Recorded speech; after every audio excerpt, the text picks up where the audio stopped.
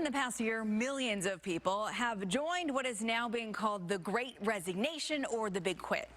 Now, months later, are you looking for your old job again? Well, if the big quit didn't quite work out for you, there are things that you can do now to kind of get back on track so the Great Resignation doesn't become your great regret.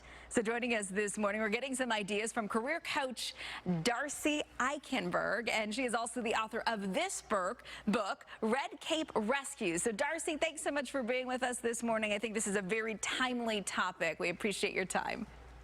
Thanks, Kylie. I'm glad to be here today. So a lot of people, I think that we know, friends, family, maybe you did it at home. We left our profession because we said, you know what, I'm over it. I'm quitting. And now what are you finding that some of those people are having regrets?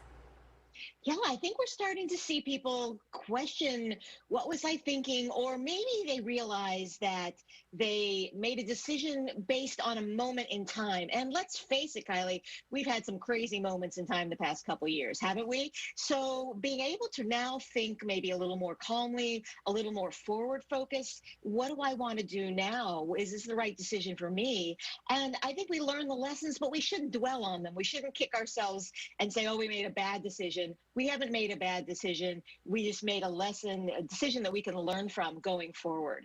I think some people always assume the grass is greener on the other side, and while that may be true in some cases, other times it's not. So what happens if you want to go back to your old job? Like, how do you try to make that happen?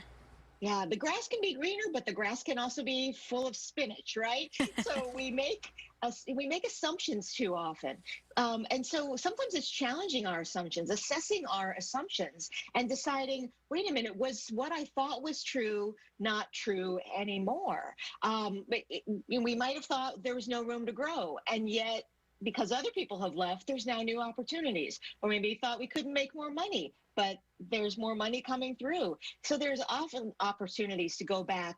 And this leads to one of the next steps that we were talking about, is that we can become what we call a boomerang employee.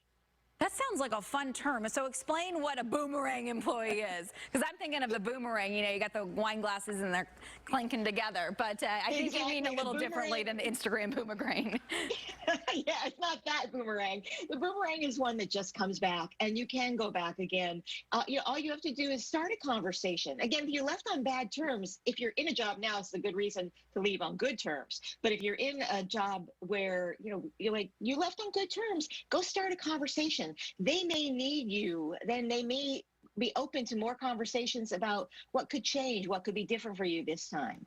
And you really have to get away from kind of regretting and thinking, oh, why did I do this? Why did I do this? You've got to have a different outlook and say, hey, I learned from this and I'm going to move forward. We don't make mistakes. We just gain experience. We can share that story. We can be able to learn and keep growing. And this is what our careers are. They're all made of decisions and learning, and keep moving forward. Okay, Red Cape Rescue, we appreciate your time this morning. Darcy, thanks for joining us, and some good tips out there. If maybe you're in this situation and you left your job and want to come back, well, now you've got some ways on how you can maybe maneuver back into your old role. Take care. Thanks, Kylie.